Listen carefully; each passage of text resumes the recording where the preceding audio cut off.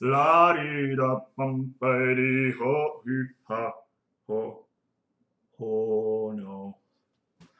Oh, I, I, I didn't mean to hit the play button. Uh, um, I'm not ready. I just finished having this incredible meal. I gotta clean up yet. You weren't supposed to see all this. I'm not ready. I'm not. Oh, yeah. Well, um, you know what?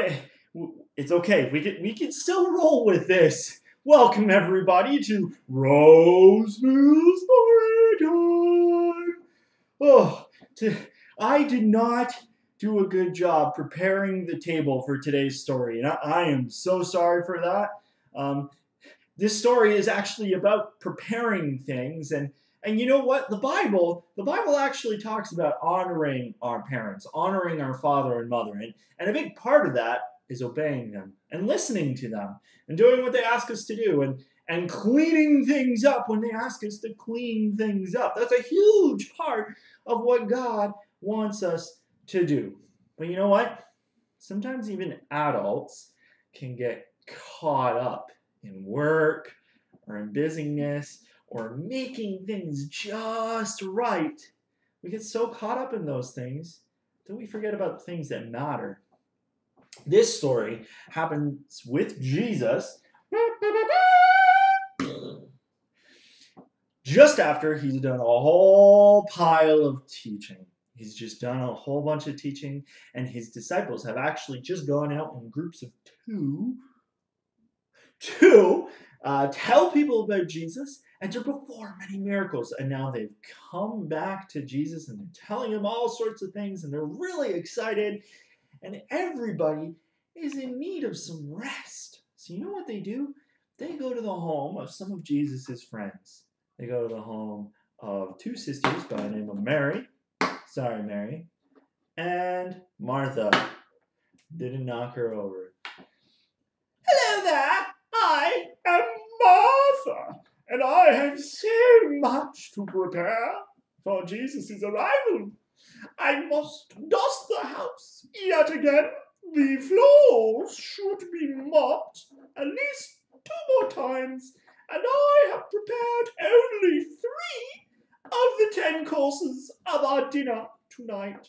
He is, after all, the Messiah. He deserves the best that I have to offer. And so Martha would spend the day cleaning and tidying and getting things ready, even though Jesus was already there. Mary, on the other hand, she wasn't helping her sister. In fact, she was spending all her time with Jesus, talking to him, learning from him, listening to him, hearing his stories. Mary was spending time with Jesus. Martha was busy preparing, and Martha noticed. I say, what's this? What's this? My sister is no longer resisting me. She instead is choosing to spend time with Jesus when we have so much to do. Well, let's fix that problem now, shall we? Psst, Mary. Psst, Mary. Psst, Mary. Oh, that insolent little girl, she's ignoring me. Well, I know what I'll do. I'll go and insist that Jesus send her back to me to assist me. Oh, dear Jesus. Oh, I'm so glad you've come to join us today.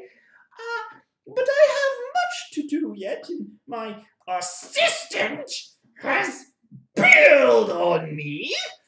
Could you please send her back to me to assist me? Could you please ask Mary to join me once more in the preparations for your arrival? Please, please. After all, it's not fair because I am doing all the work. What would you do in this situation?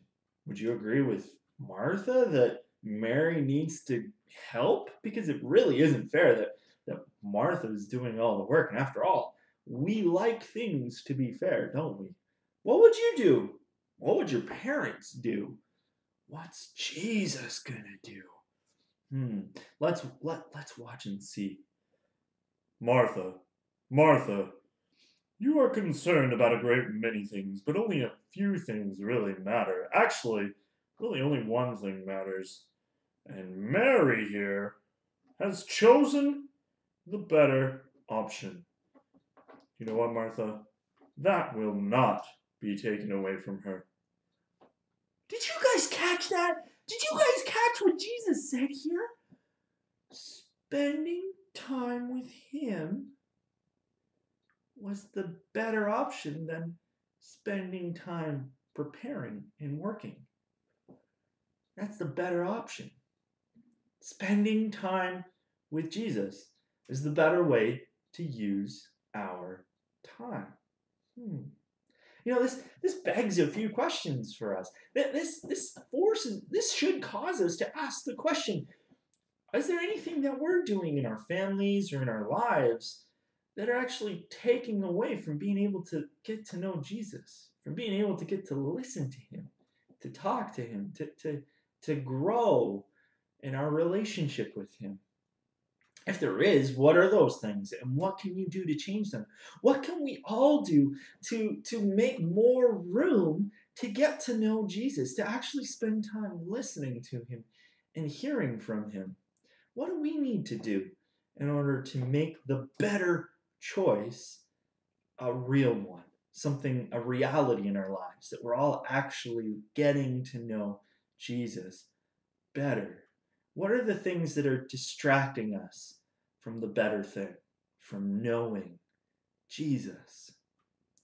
That's something that I think we would all benefit from thinking about, praying about, talking to God about, and then acting on it, making decisions about it. You can read the story of Mary and Martha for yourselves in Luke chapter 10, verse 38. That's all for Rose